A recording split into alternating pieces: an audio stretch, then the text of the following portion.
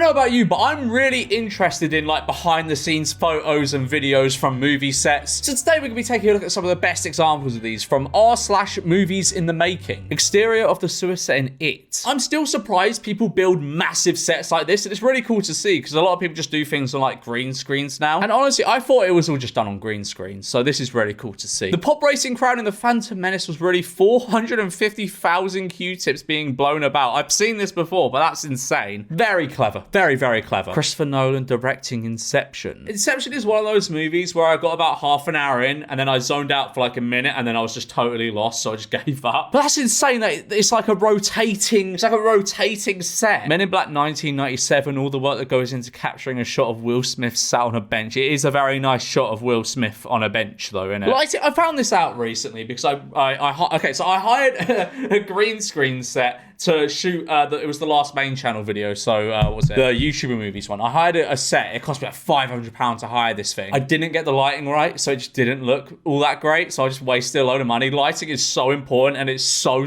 difficult to get right. Behind the scenes of Harry Potter before and after special effects. Yeah, you see what I mean? It's green screen. And I mean, to be fair, with that set in Harry Potter, it's probably just way easier to do it with green screen. Because like those sets must be so expensive to build. Oh, like that. Wow. Oh, wow. Let's watch that. Holy shit. Well, that just looks really, really expensive. Before and after VFX in Avengers Infinity War. Right. That looks techie, and I've no idea what all that means. Josh Brolin behind the scenes of Avengers Infinity War. Is he Thanos? Oh yeah, because got the gauntlet. It's Thanos. As you can tell, I am a big Marvel fan. I love the Marvel movies. I think I saw Infinity War once, and I was like, oh yeah, it's an alright movie. Endgame was shite. Endgame was, I thought it was so bad. I really don't understand where the hype comes from. It was just so long for no reason. And I'm not one of these people that's like, oh, I can't watch a long movie. I can. I watch 3-hour-long movies regularly. It just did not need to be that long. It was just boring. Quentin Tarantino directing The Hateful Eight, one of the most underrated movies of all time. It is so good. So many people don't like it for some reason, but it's so good. What the fuck? Sigourney Weaver's boneless double for the Alien series. That's too realistic. That's way too realistic. Every Cavill Superman rehearsing scenes for Justice League.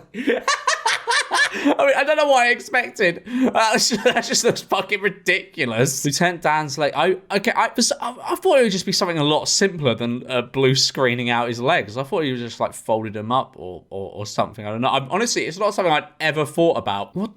A terrific foreground miniature by Spanish effects maestro Emilio Ruiz del Rio for Conan the Destroyer. What the fuck? That's insane. I always find miniatures, like, I find them so cool because, like, they look big on screen, but they're not actually big. It's just perspective. Daniel Craig playing PSP while on break from shooting the Miami airport sequence for Casino Royale. The PSP is such an underspoken about console. Do you remember UMD? Were they UMDs? Like, where you put in, like, it was like movies for them. It was so good. It was so good. Although the DS was by far the clear handheld console of the time. VFX in The Great Gatsby. What? No, that takes the whimsy and charm out of The Great Gatsby. To be fair, I don't know what I expected, but No. The Great Gatsby is a whimsical and charming movie. It was not shot on a blue screen background. I refuse to believe that. Opening scene in Glorious Bastards. Probably the best opening scene of any movie ever. It's very messy though. They should clean up. Leo's razor sharp focus before filming a scene in The Wolf of Wall Street. Well, honestly, right, Wolf of Wall Street is such a great film. It just gets such a bad rap from people that like misinterpret it as like an inspirational tale of someone who made loads of money. Nah, he went to fucking prison, you idiots. Spade. 70 apple, take 3. Park. You are watching a master at work. Talk in a minute. Things going by, huh? That's insane. I'd fuck that up. I would fuck that up so bad. Like, I'd start laughing. I could never be an actor. I would just laugh. Behind the scenes of Avengers Endgame. How do you get from that to Thanos, though? Like, what do all these little, like, neuron receptors or whatever they are mean? Ana de Armas rehearses fight choreography in preparation for the Bond film No Time to Die. Excellent film, by the way. I loved that film. I may have shed a tear at the end. It was wonderful. Long action.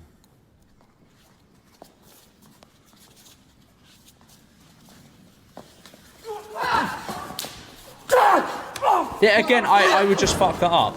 I'd forget what move I was supposed to do. I can't even really, like, if I've got a video that is like scripted or whatever, I can't remember more than like one line at a time. I need to like the sunglasses are like a godsend because I could just like peer at a script if I need it. Like, I'd be so fucked with having to remember a whole bit of like fight choreography. The different variations in which Joaquin Phoenix filmed the Murray Show entrance scene in Joker.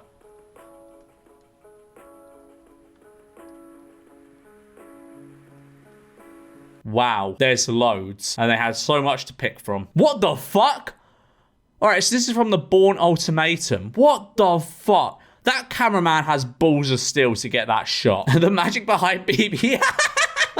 I don't know what, I thought they just had like, I thought they genuinely just made a robot because they made toys of him. I guess it's because it's on sand. Stanley Kubrick lining up the iconic freezer door shot in The Shining. Probably the most overrated film of all time. I know I'm going to get shouted at for that, but it is, I'm sorry. The ending is so naff, like, oh, he's become a part of the, what's the ending where he's like in the picture or whatever? Oh, he's become a part of the hotel. Fuck off. There's a medium shot with the situation.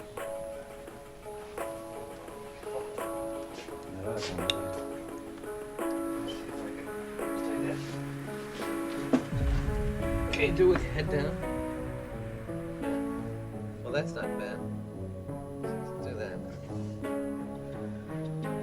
It's cool seeing the precision that goes into things like these, isn't it? Ryan Gosling gained 60 pounds by drinking melted ice cream to play the father in Peter Jackson's The Lovely Bones. He was then told he was too fat to play the part and the role went to Mark Wahlberg. That's so harsh. That's so harsh. He tried so hard. James Cameron on set of Titanic. Honestly, there's nothing worse than like getting like your shins and your socks wet. That's awful. I went to London to watch the footy, Arsenal versus PSV, and it was pissing it down, and I stood in a puddle and I had like a fucking 3-hour trip home and I was just soggy and it was horrible. James Cameron in the set of Titanic. I mean, if you had a big swimming pool to like film something, wouldn't you just go for a little dip? I would. I love swimming. 2006's Monster House is a fun animated light horror film.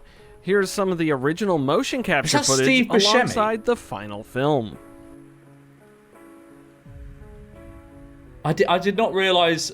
I thought it was just, I mean, I think I saw Monster House when it came out, so I haven't seen it in about nearly 20 years. I thought it was just 3D. I didn't think it was a mocap film. Remember that scene in E.T. the Extraterrestrial where E.T. wears a ghost costume and we can see through his eyes? That makes sense. That makes sense. Very simple. The Dark Knight 2008 shooting the hospital explosion scene. Contrary to popular opinion, Heath Ledger's pause when the bombs failed to go off wasn't improvised, but completely planned as a way to keep the actor safe. Oh, I did not know that. I always thought his pause was like because it failed or whatever, but apparently not.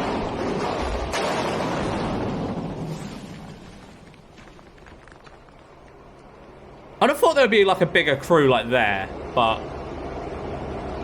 it's just a cameraman.